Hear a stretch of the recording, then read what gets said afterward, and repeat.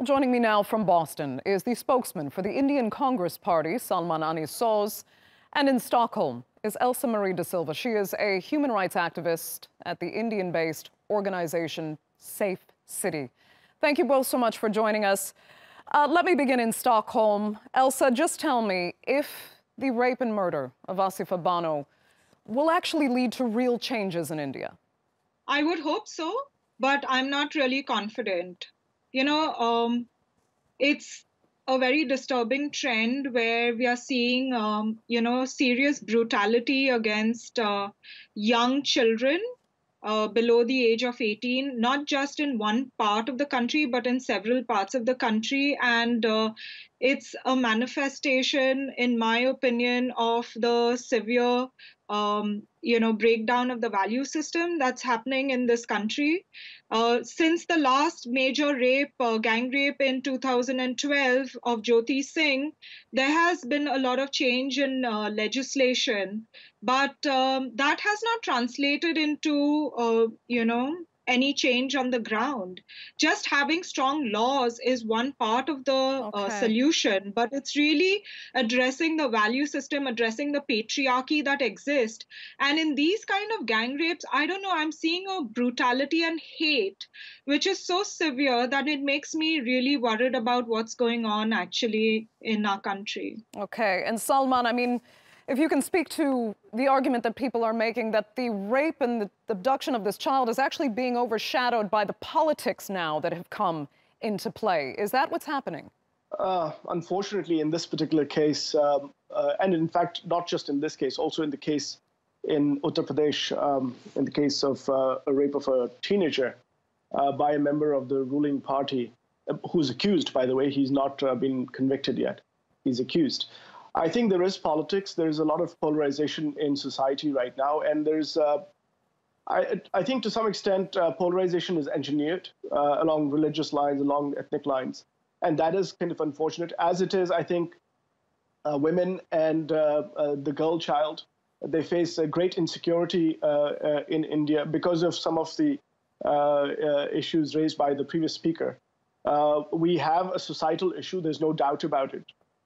And this is a long-standing issue. And I don't think we can just deal with one case and say everything is going to be okay. Otherwise, the case in 2013, actually, which grabbed international headlines, then you would have, we saw changes. But, it's one thing to make laws. Then it's about enforcement of laws. It's also about changing how society views girls and women. I think all of these things have to happen. And by the way, this is not unique to India. This is in so many other places. But as far as India is concerned, we've got to do a better job, much better job. We have a long way to go before we can kind of say that women and girls have a degree of security and respect and dignity. And I think we all need to work harder. And political parties, frankly, have to do much better. And by playing politics over such things, such inhuman things, it just brings a bad name to India. Okay, I mean, Elsa, you were saying how, mentalities have to change. There's cultures that have to change as well. I mean, we said in that report that India is the 4th most dangerous country in the world for women. Indians can't be okay with that. Why wouldn't they want that to change?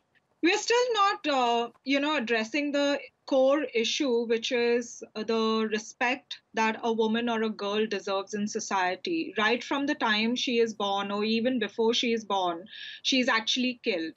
So in our country, the sex ratio is one of the worst, and we have so many millions of men more than the women because of this atrocious ratio. Second is then all the other socio-cultural norms that come after that, which kind of, puts the value of a woman or a young girl, much below her male peers.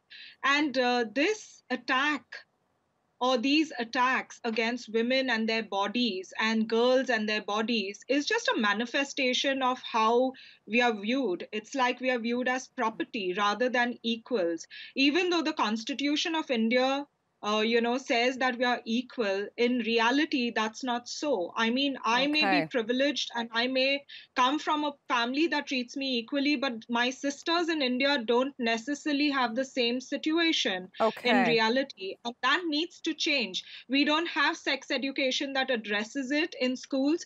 We don't have, strong implementation of the strong laws that we have.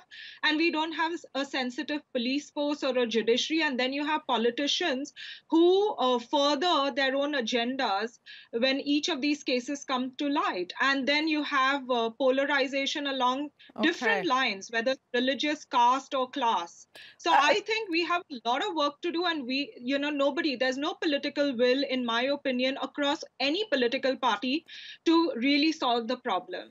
Okay, I mean, as far as the politicians are concerned, Salman, I know you're in the opposition, but still, Prime Minister Narendra Modi has said, I want to assure the country that no culprit will be spared, complete justice will be done. Those daughters who have become the victims of such crimes will get justice for sure. And then other leaders are now actually calling for the death penalty to punish child rapists. I mean, do you think the right response, at least politically, has been issued in this case? Actually, the optics have been very bad, unfortunately. The Prime Minister was very late to the game. In fact, we had to kind of in some ways, force him to say something. The troublesome part about Prime Minister Modi is that when we have some of our darkest times in India, he tends to go silent, and we need him to speak out because he is our leader. He's our Prime Minister. He's Prime Minister for all of India. So he's my Prime Minister, and we look up to him to show us the path. And unfortunately, he's found wanting exactly at the wrong times, including in the case of this little child. So I think, it's one thing to say that we're not, we're going to have justice at the same time when the ruling party actually tries to shield the accused in these cases, doesn't let justice proceed, let the courts kind of come up with, whether people are guilty or not. I think there's doublespeak, unfortunately, and I think, I'll let it be there. They say, of course, the BJP response was that they are not shielding anyone who was complicit in the crime, that their people were seen near these rallies in order to keep the peace. That was their argument. And let me remind you both as well that we did reach out to the BJP for comment, and unfortunately, no one was either willing or able to participate. Go ahead quickly, Salman.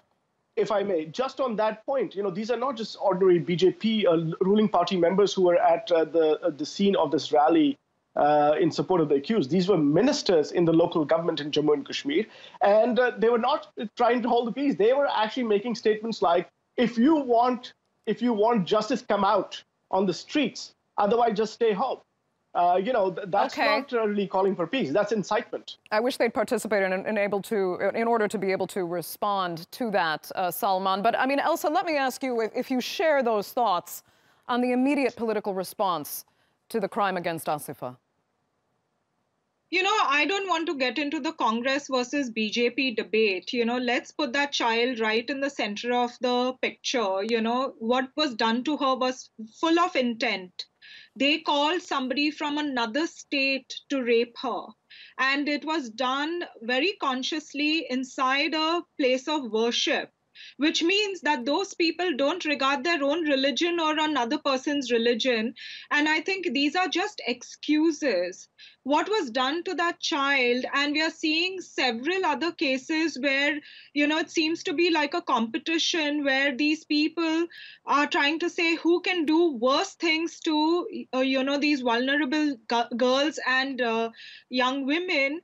Let's see how we can be absolutely brutal and who wins this kind of a competition. I think, we can talk about politics and we can talk about religion, but at the end of the day, this has been done with intent.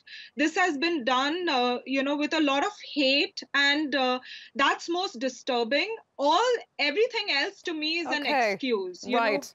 There's another issue you're almost touching on here, which is that of indifference in Indian society. I mean, some have said that rape has become so commonplace now in India that it's not even news anymore.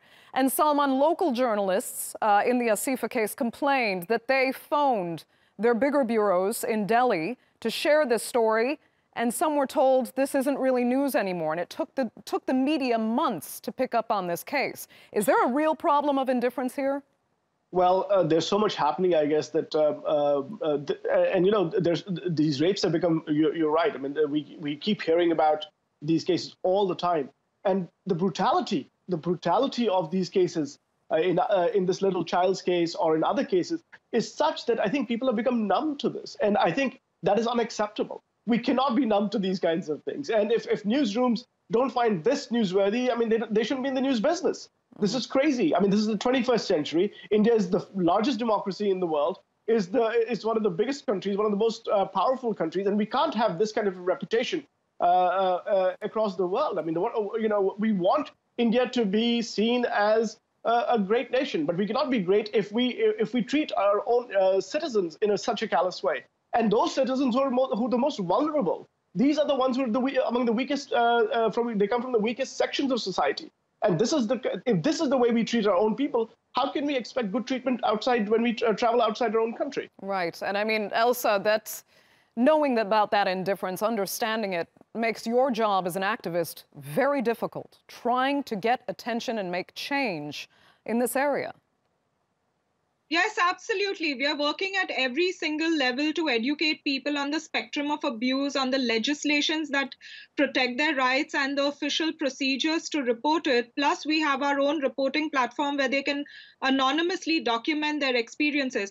But I would encourage, Mr. Salman, that, we have elections coming up in several states. Why don't you, as your, party spokesman, take a stand and say, we will do everything possible to make sure that, within a few years, and not like 20 years or 100 years, in the next couple of years or within the next 5 years, there will be not a single instance of assault against women and girls. I think we need that political will. We need that clear direction, and it has to come from the top. Whichever party is at the top, it has to be driven from the top. We cannot have 50% of the population, feeling afraid to live their lives. I mean, when we talk about women empowerment or, the current slogan, Beti Padhao, Beti Bachao, those are just words which are meaningless, because at the end of the day, if a young child isn't safe in her home or outside her home, can you imagine if she's actually going to get an education or then further a career or be financially independent or live a quality life? I think everybody needs to take a stand, and this excuses or, throwing stones at each other is... Let Salman respond. I mean, Salman, can you do what Elsa is calling for? Well, look, I mean, in this particular case, for example, my party president went out, held a candlelight vigil, and in some ways brought nationwide great, attention, I mean, to this issue. I think when he went there, people took notice. Now, the Congress party, and by the way, other parties, it's not as if we're the only ones out there. Everybody is disgusted by what is happening. And we all want to do whatever is in our power to make this stop. But, I can't kind of tell Elsa that, there's going to be no assault whatsoever. Throughout the world, assaults do take place. What we've got to do is we've got to minimize this problem and try to end it as soon as we can. We've got to kind of work together on that. And it's not just the Congress party. All parties, I think, all parties have decent people. Even the BJP has decent people.